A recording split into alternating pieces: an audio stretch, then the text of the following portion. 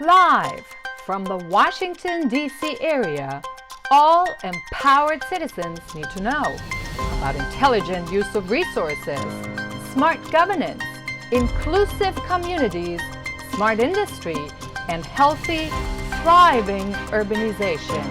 This is Smart Sustainability, the TV talk about shaping a sustainable future in the digital age with Nicolette DeVidar. Welcome to Smart Sustainability. We do need a smarter and more holistic approach to living sustainably in the 21st century going forward.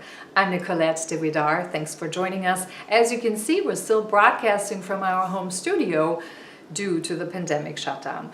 COVID-19 has brought to light that many of our current systems are not up to par to face a complex, non-linear world where many uncertainties literally can happen in the blink of an eye. While we're deeply interconnected globally, we're also learning that more and more actions have to happen on local level and involve all of us. The 21st century calls for a human-centered economy that is characterized by purpose-driven growth, equity and inclusion for all of us, and a fairer exchange of values for the work we all do.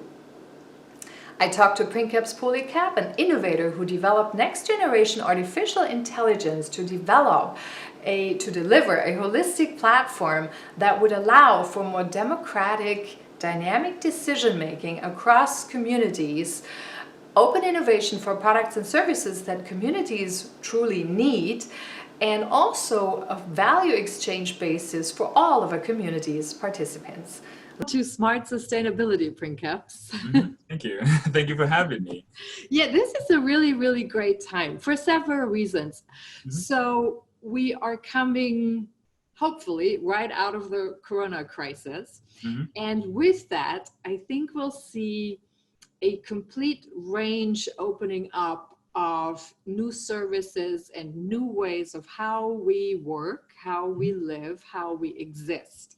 And I think now, having come out of the lockdown or shutdown, or at least being closer to coming out of the shutdown, I think it's time to really look at how can we co-create in the future. I think what has become evident with the Corona crisis particularly is that there are flaws in our current system, economically, in how we participate, and it's too fragmented. So clearly it is not set up, our systems are not set up to manage complexity. Even what does decision-making look like?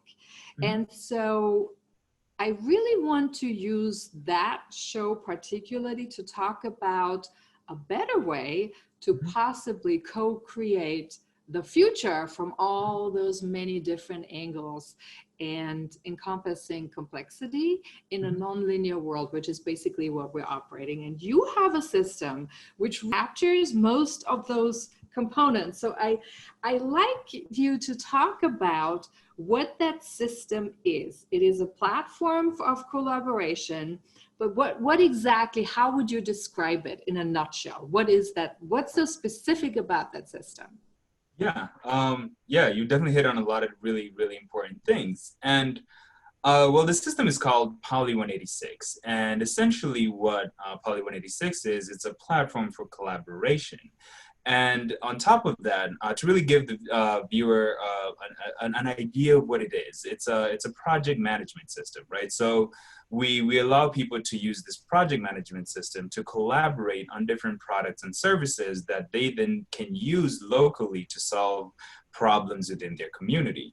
So I was kind of taking this idea where as you kind of mentioned, the coronavirus showed us that we are a global community, right? When something happens on one side of the planet, it can, ripple effects on the other side of the planet. And, with that kind of perspective, then we have to understand we're a global species now, and we're globally connected. And that's unprecedented. In human history, we haven't had such an opportunity. So a lot of the previous social systems that we lived within weren't able to kind of handle this sense of complexity. So I wanted to build a system that can take the global perspective of things. We're connected globally, but by creating things, global standards on how, we want our local communities to operate, right? So, Yeah, because I was just going to say, so yes, there's a global context, but as we see more and more, particularly now with the coronavirus, that really decision making has to happen on local level because circumstances are different,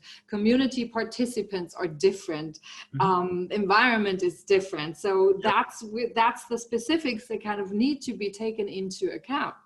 Yeah, and that's why I think a collaboration tool that is a project management system brings the power back to the people who actually make those decisions, who actually implement those products and services that need to happen locally, because globally, we can have these standards, we can talk about these things, but the people, the individuals at the very, at the grassroots movement, and that's really what I wanted to establish, was a grassroots movement of change, right? We can say we want to change the world, but that's really huge and vague and abstract. So let's say I want to change my community, right? And the aggregated effect of me changing my community and you changing your community leads to a better world. And that's really essentially what I wanted this platform to do, to enable us to have a global conversation, but really make the change happen locally. Would you say, can this system help us make the world a more sustainable and more equitable world? Yes, that's a good question. I think the way this system could be used for that is that we have standards of sustainability, right?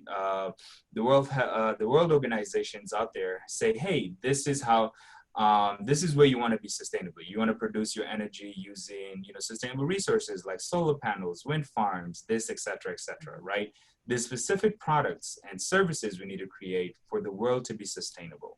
We can say that, hey, these products need to be created. Now, individuals, experts from around the world can create the patents and the source code for all these products, right? And they can put them on Poly 186. And that allows local communities to say, hey, we're gonna go to this platform and download and look at these schematics and use them locally. So the way I think that Poly 186 can help the world be more sustainable and really fast track our process there is to give people the tools, the information, the products, the services that they need to be able to implement those things locally. Because sustainability can kind of get this vague, abstract way of looking at it. But if you can come to a platform and look at it and be like, hey, here's the schematics for a solar cell that you can 3D print to your local community, then that gives people the opportunity to be like, okay, how do we get to 3D print this solar cell?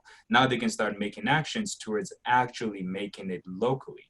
So which one of your slides would kind of give an overview of those different components that you just talked about?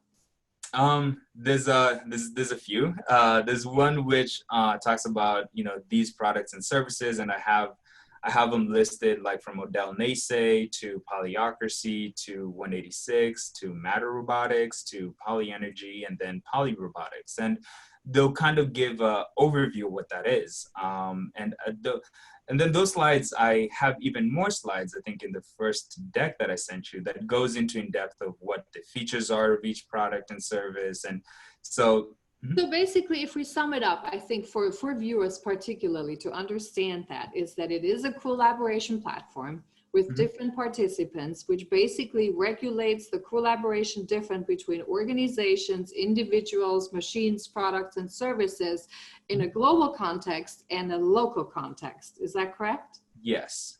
Yes. So there's also the social contracts are basically rewritten in a way. Yeah. It's actually amazing. I think social contracts are what builds society, right? I have a social contract with you. We're going to collaborate on this. So we made this work, right? So some of the key concepts, I think, within your concepts, I did want to talk about this first. So we develop a common language so we can really understand that better. And I think from what I understood, some of the key concepts within that large system is there's an open innovation. Is that correct? Yep. There is an integrated ecosystem.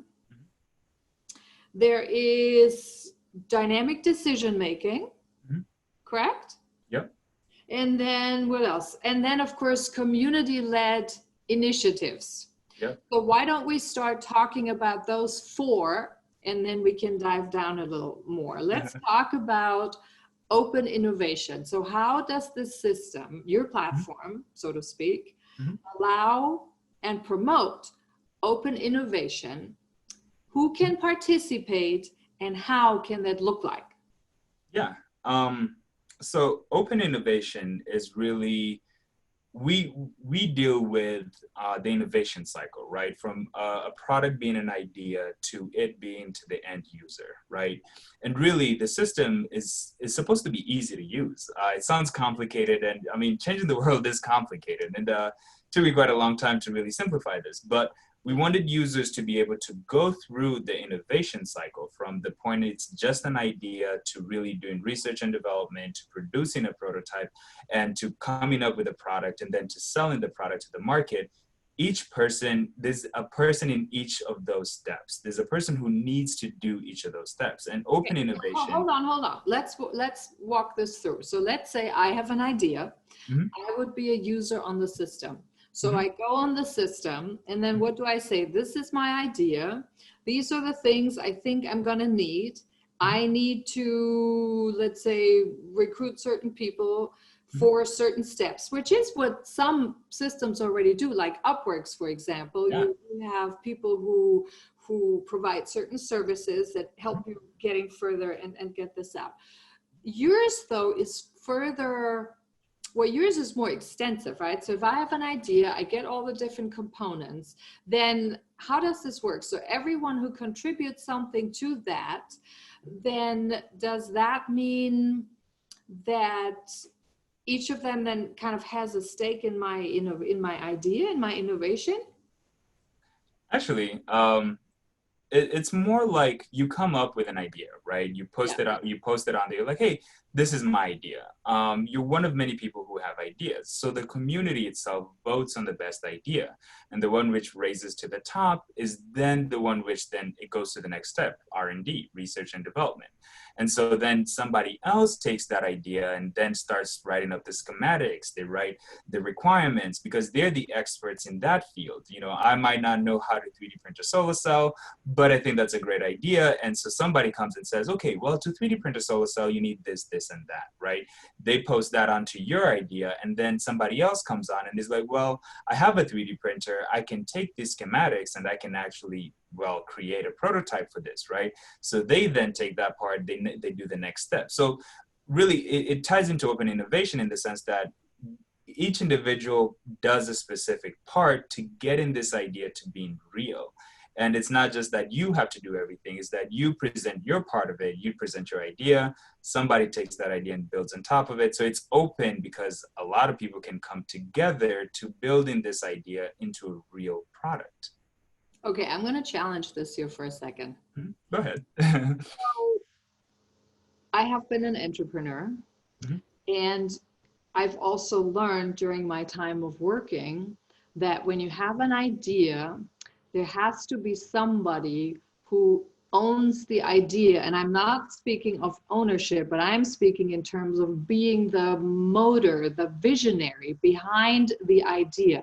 And if you take an idea and you kind of, you know, put it up in pieces and sort of hand it over to other people at some time, this part gets lost because that's the missing part. You sort of the overarching vision to really make sure, because that's the drive that finally gets it out on the market, even when with all the naysayers and all the obstacles. So that's the part that kind of says, I can look beyond, because if you're an entrepreneur, if you have an idea, the idea or whatsoever, and you need somebody who's pushing it all the way along, who has to have that stake in it, and not just stake, it's an emotional connection to it, because this is what makes it real.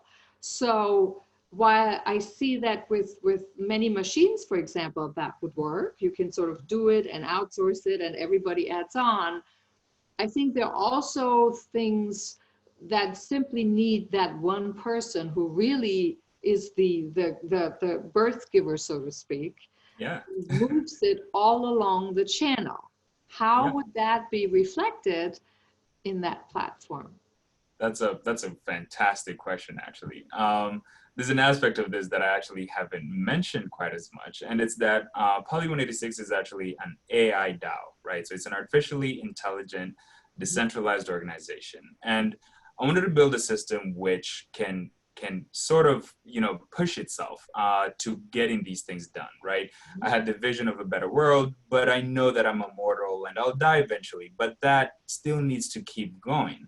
Even after the visionary has set forth, it just needs to keep going. So an AI DAO is basically an entity onto its own. It has code, it has blockchain code that says, hey, this is your purpose, this is what you're supposed to do. So my company knows that, hey, I'm supposed to build these products that I specified initially, and I'm supposed to get them done. So you were talking about how you wanted to have a single kind of flow of experience that pushes those products, pushes those people to being like, hey, I need you to have this task complete because this task is important for this product to get to complete, you know, and the AI DAO basically does that. It says, I'm going to incentivize people by paying you to finish this task. You get ownership of part of it, but essentially I'm paying you to finish this task. And, you know, that's where that push comes in, because the system itself should self-regulate. It should push people and push these products out to completion set into it.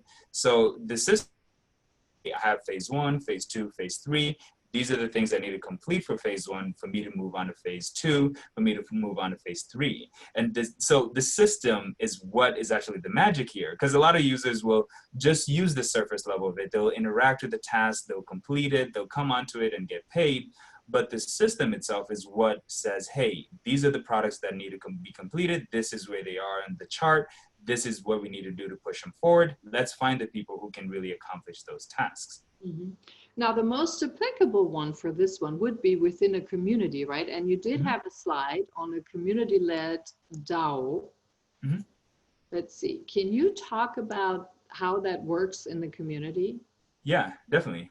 So this is actually perfect, because if we were to start with the first part, which is polyrobotics builds a model of your community, and it says, okay, according to this model, this is what your community lacks, right? So we send basically notifications and suggestions to not only the people in the community, but also the policymakers. And we say, hey, we think you could use a solar farm, right? We think that you guys could really benefit from it, granted where your location is, you know, you guys get a lot of sun, right? Here's some of the patents you can use for that. Here's some of the products that we have on this platform that other people created that you can use for that. And then, you know, then it leaves the decision to the community. That's why it's a community-led DAO. It's a community-led decision, because the community has to come together and agree that they want to implement these things. We're not going to force them to change. They have to want to change, and that change, you know, we give them the tools. One question in between. Explain to our viewers, please, what a DAO is.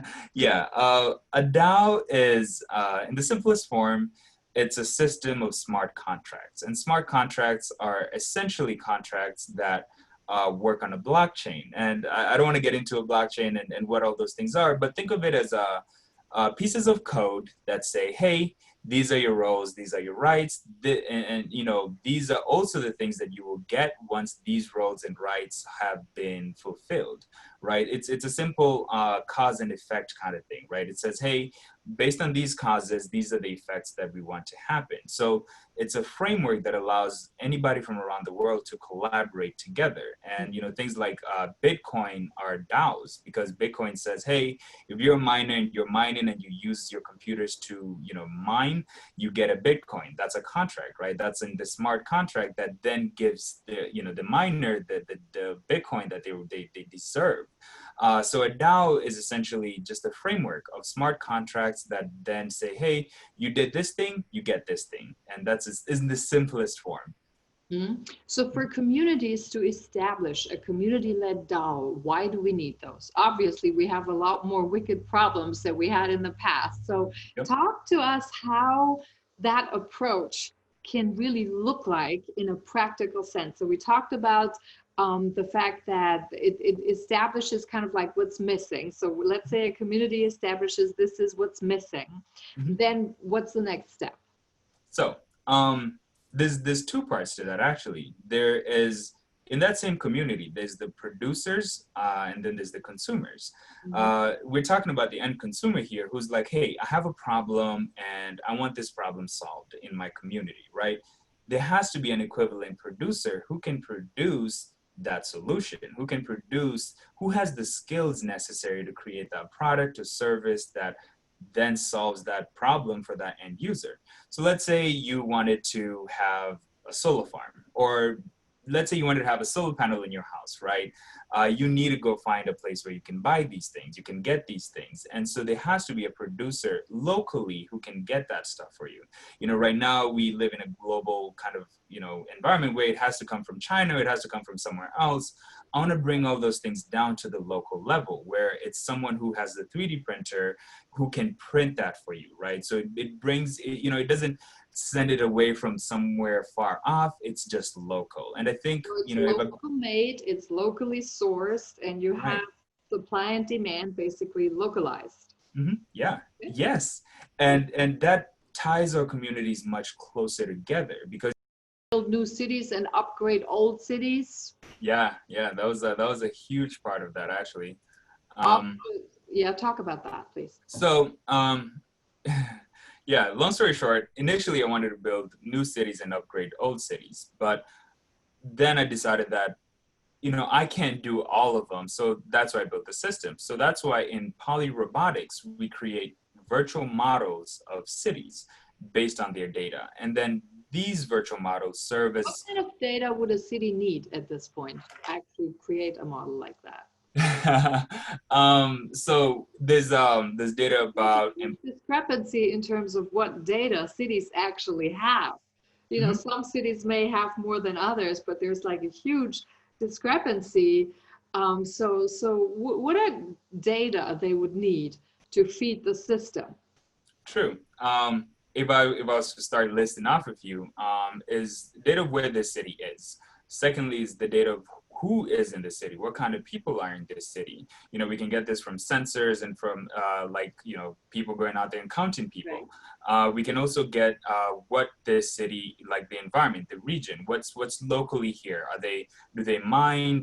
What do they do? What natural resources, artificial resources do they have? These will help us, you know, and you know, if we're to add, I can list off a bunch of data, but we aggregate this data, and really this data is what helps us then understand, okay, this city's here, these are the people it has, and these are the natural resources it has. I think, you know, this city should specialize in this, and there's cities out there that kind of already know that. There's cities where, you know, they find themselves close to like a coal mine, right? So they do coal and they mine coal and they refine coal, and that's some of them, I think, are onto finding out what are their actual natural advantages, if you want to say. But I think there's still others who are just in process of defining and distilling what that actually is. Yeah, and I think that's why the beauty of this system is that a city doesn't really need to know these things. We provide them a platform that just takes that data in. What they need to do is input the data from the local companies, from their local, you know, government services. And that's why it's an open system. I don't want to just own it.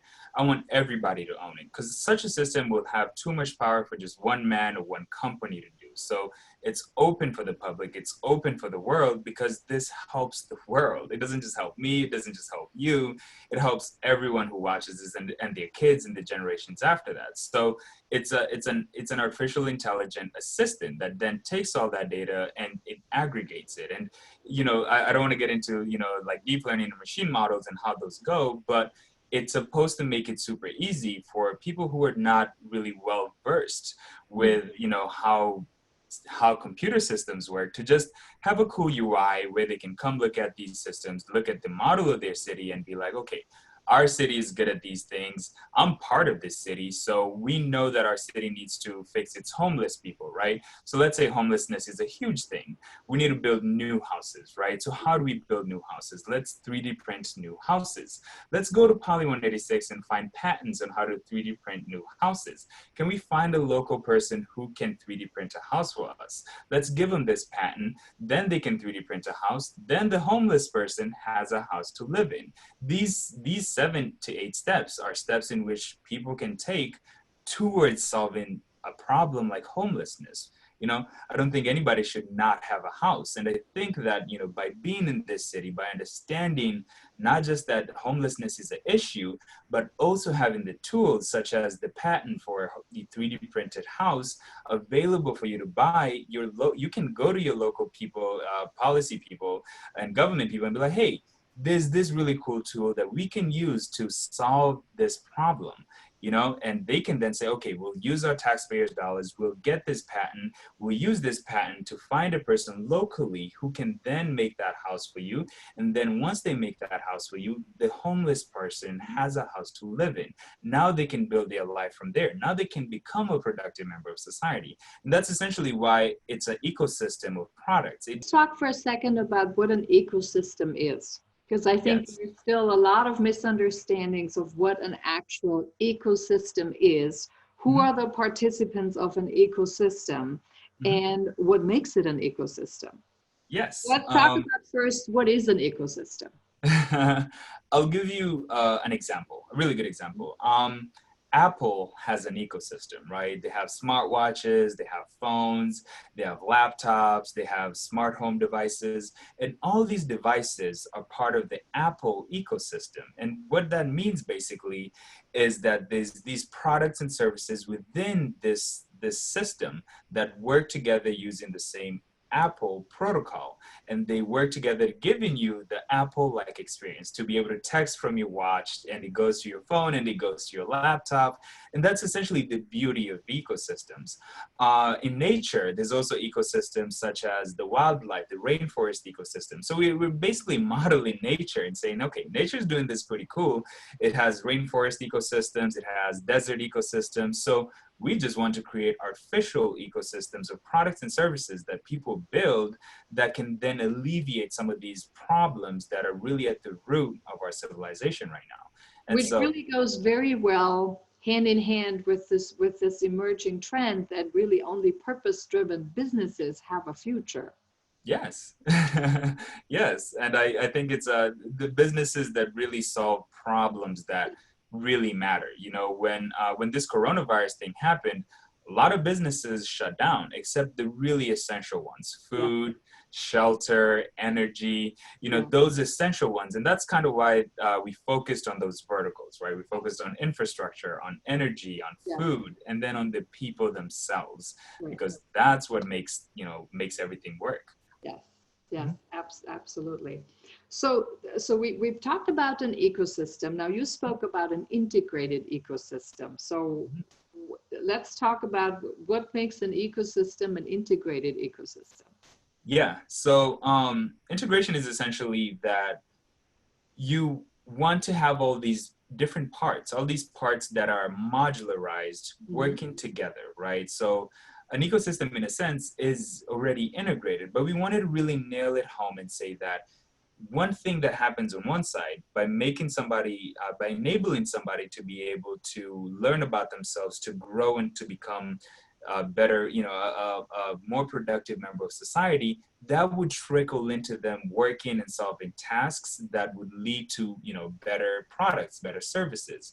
And so it's integrated in the sense that one thing on one end of the ecosystem ripples across the whole product line and the whole value stream towards really the point being to improve life, right? So we wanted to improve living conditions. And it's integrated because all the actions that happen within this sphere, this context, all that actions that happens within this context, which ends up creating the ecosystems, was supposed to perpetuate the production of products and services that then improve things. So to wrap it up a little bit, or sum it up a little bit, is for us to envision this correctly. So what used to be, let's say, products and services were developed in a fragmented way. There was a company here who had an idea.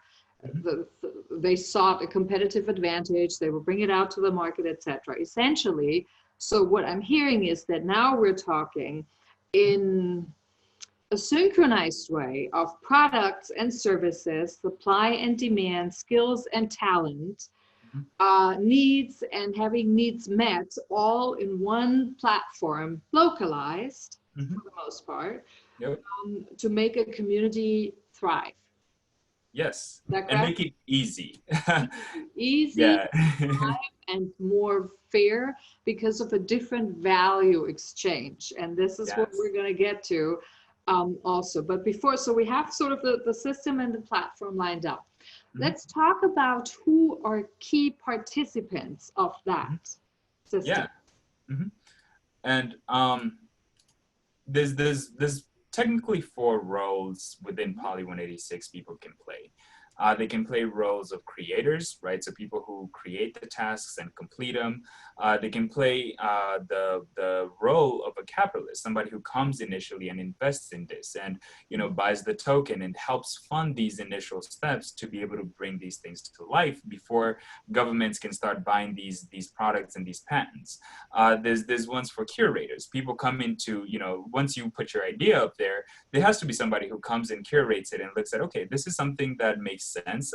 Here's schematics that we can run right to make this work, right? So curators really are important in this because they help us understand and tell the system that, hey, this is what, the task is, and this is what the idea is to complete this task.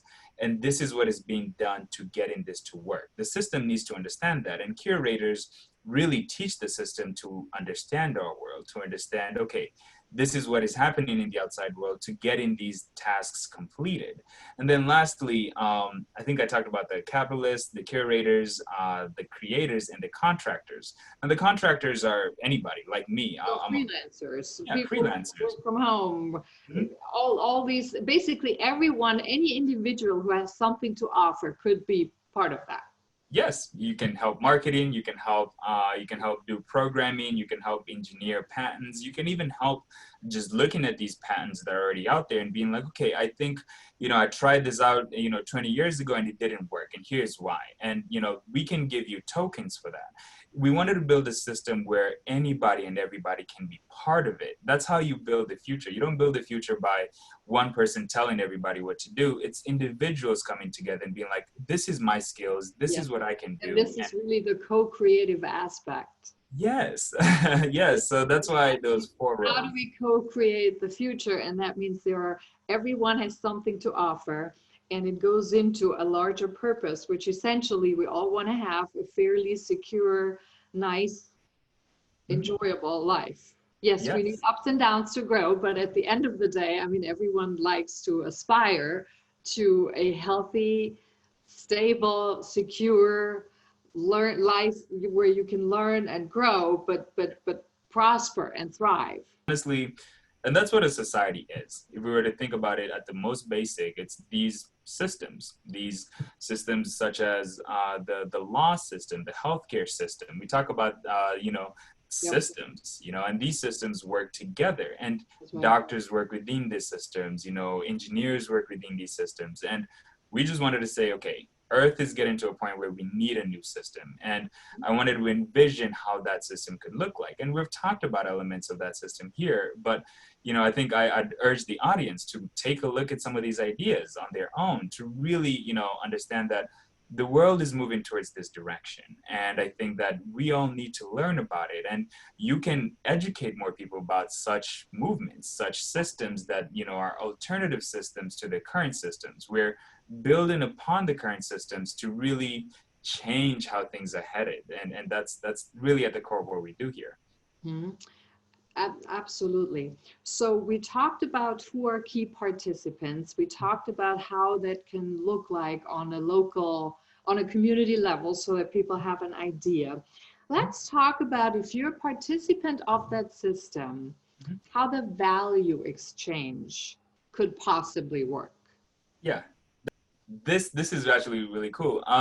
The system itself provides you what is known as a self-sovereign identity, right? So we want you to have just a unique identity that we can use to, well, track the value and the interactions you have with other users within the system. Mhm. And then, so let's say you put up your idea, you're like, hey, I think that it would be amazing to have a 3D printed solar cell, right? I can come onto it and I can be like, okay, I like that idea. I think that's a really valid idea. what can I do to help with that? Well, I'm an engineer. I can definitely sit down and look at some patents that have already been like made, and I can start really working on the schematics, right? I've done my role. I can then upload my findings onto Poly 186, and then the next person can look at it and be like, okay, this, and that's how value is created. Value isn't just created in one single moment. Value is created by the added effect of multiple people working together. And now this all happens. This is really an important point, which is different from the way we have been operating so far. I think it is more a purpose-driven value creation. Yep. Along every step along the way, which now I think we have, when you look at the numbers, only 1 in 5 people like actually the job they're working in, because the jobs don't have a purpose. So that part really goes towards a very purpose-driven life. So it's about value creation for what you put in. Okay, keep going, please. Yeah, essentially it's a meritocracy. And so in each of these steps in the value stream, where you started with your idea, I put my own schematics on it, somebody else does the prototyping. That's how we create the value. And once this whole product is created, then we sell the product, and then the money that we earn from it gets driven back to each individual person in that step. Okay, hang on a second. So who is we in this case? So you have multiple participants, you have an open source innovation platform. Who essentially is the person or the entity that sells it at the end when it's done? Poly 186. So we both have a place. Artificial intelligence platform. Yeah, and so I guess we as the platform, or I speak on behalf of the platform, I guess, it's that once the product is completed, all the things, all the tasks, and all the events that had to happen for this product to be done happened in this context, and we understand now that each member within this value stream played an important role. Right. You came up with the idea, and it's not as important as the person who actually put it together and created the prototype, but it's important. And it's important for that first person who had the idea to also be rewarded for it. Maybe not as much as the end person who put the product together. But who values, for example, the value of an idea? So if you say the idea is maybe less important than the person puts it together, I would not agree with that. Because I think it's first you have to have the idea, because people who can put it together, there's more of them, but the idea is something that only one person can conceive. So who actually values that? Yes. So I wouldn't say that I would, and I wouldn't say the system does. What I would say is that the people, the individuals who come together to build that, decide together. And that's why there's a social contract. You and I have a social contract. I'll come to you and I'll be like, okay, I like your idea.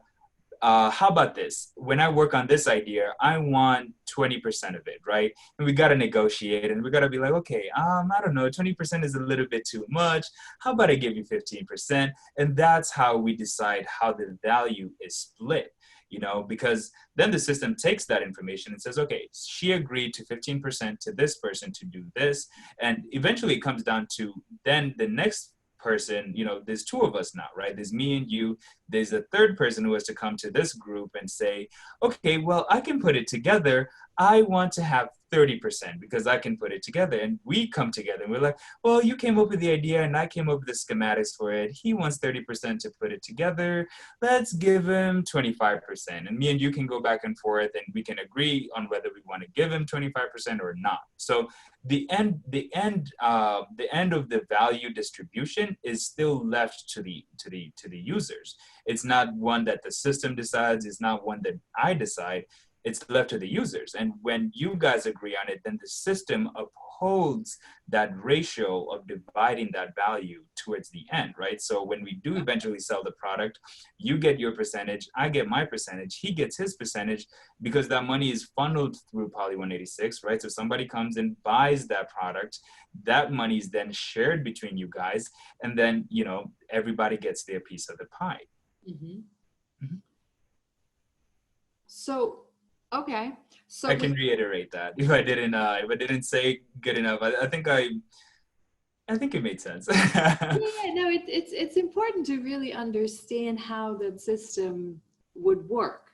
Mhm. Now let's talk about some key things that would need to change from the way we're operating now Mhm. to kind of go forward with the system like Poly 186. Mhm. What do you see as the major mindset shifts, operational shifts, maybe even responsibility shifts that you see that would need to happen to move forward and make this a reality? Yeah, I think the most important one is people don't think of the world as systems. Mhm. People only see the world as individual products, as individual things, individual organizations. Our entire society is built upon centralized organizations, governments, states.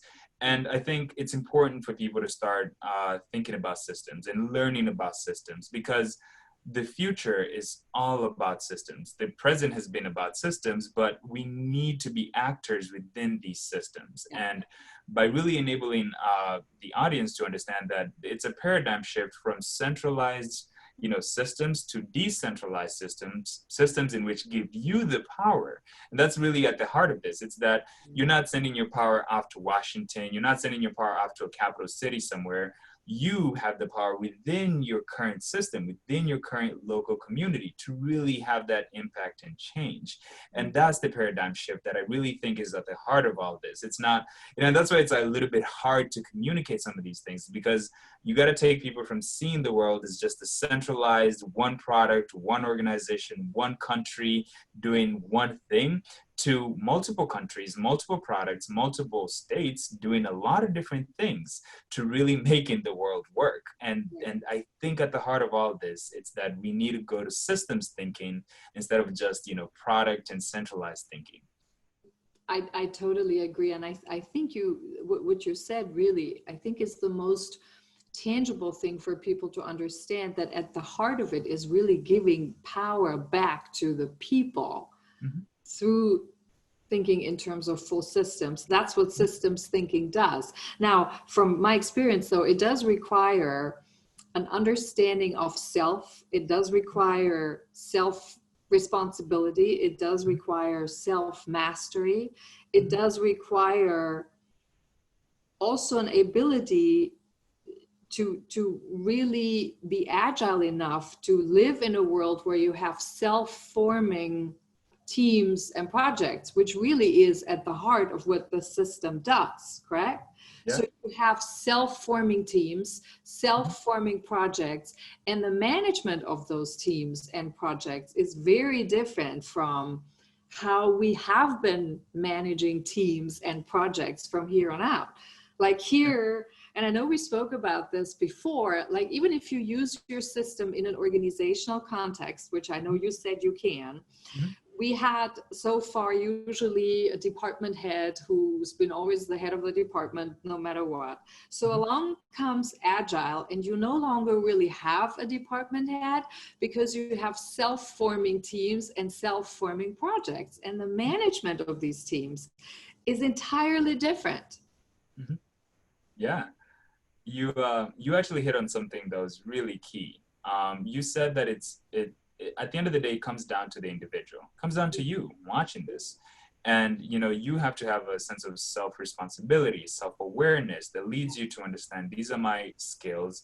This is what I'm good at. This is what I can do. But I need to use these skills coupled with other people's skills to be able to create something. Right. And that's kind of why in the beginning, I mentioned something about Odell Nace, a product that takes your data and helps you understand yourself, helps you learn about yourself, because it's key to understand that. It's key to understand yourself, because if you can know yourself, then you can know that, hey, this is my capacity. I know that I can't help everybody, and I understand that is my capacity. So I built something that can help everyone. I built something that everyone can help everyone. And, that's really key. And I want the audience to really understand that change doesn't come from up there. It doesn't come from over here. It comes from within. And you have to drive the change that you see in the world. And so, yeah. That's right. And operating, really be able to co-create the future, which is where we're going. I totally agree with you. So to co-create the future, it really does mean you need to know yourself, or you cannot be an active participant. And I think this is at the heart.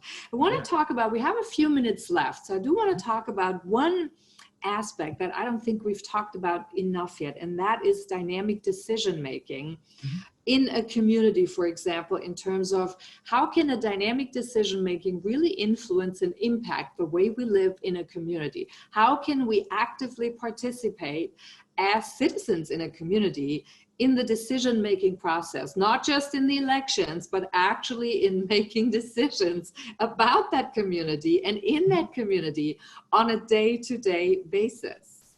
Yeah, that's a great question. I would say decisions should be made by the experts who know the most about those areas. And there's a lot of people who are experts in a lot of different things. And I think we should trust our experts to make those decisions. So in a community setting specifically, it's that, let's say we wanted to build a new solar farm, right? I'm not an environmentalist expert, so I shouldn't be able to make the decision on where that is and where it's placed and all these things. But we can let the experts debate it, and then we can listen to their points of views. And then we can then help them, they can have our support, obviously, to be able to make that decision. But if they don't have our support as the people in that community, then they shouldn't make that decision. So it's a collaboration between the people who can make decisions, but also the community. There's a sense of relationship between the individual who can make a decision and the community. The community has to support that individual to be able to give them the power to make that decision and implement their decision.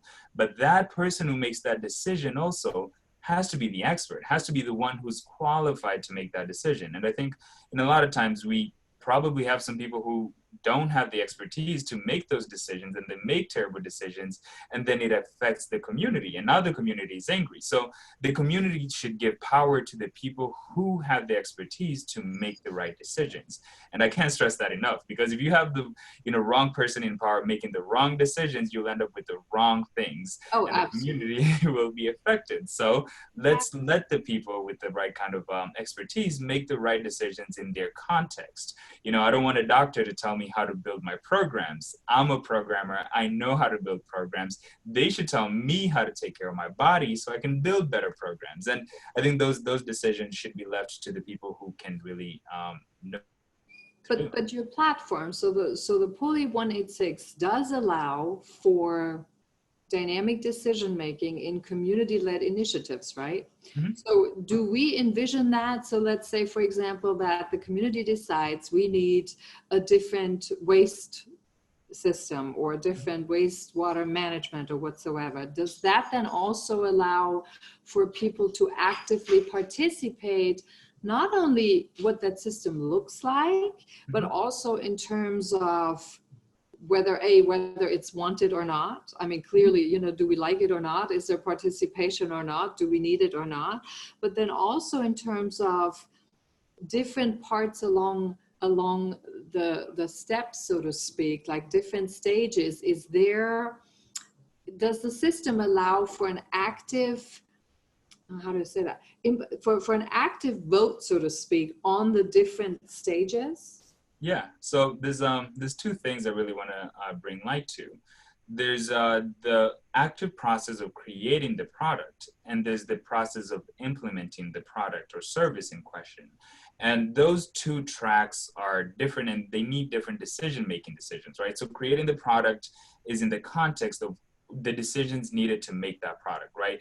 The actors within that product sphere, that product track to create it. But the implementation is really what you're asking here, where you're asking, how can we implement this product within the local community to affect local people? And I think there is where you need to have more consent. You need to have more participation of people. And that's why it's an open platform of innovation, because then you can say, this product is done. Now we got to start implementing it, right? So we need you to come learn about it. You can come to Poly 186, read about everything that went to create this product. You can come and see who are the actors who want to make this product to be implemented in the community? What is their incentive? Why do they want this to happen? You can ask these questions within this context. And since it's a website, since it's online, you can then engage with people in different parts of your community without even having to have a town hall. You know, you can say, okay, all right, so we want to implement this, but why? How much is it going to cost? What are the effects, right? And it engages with people where they are.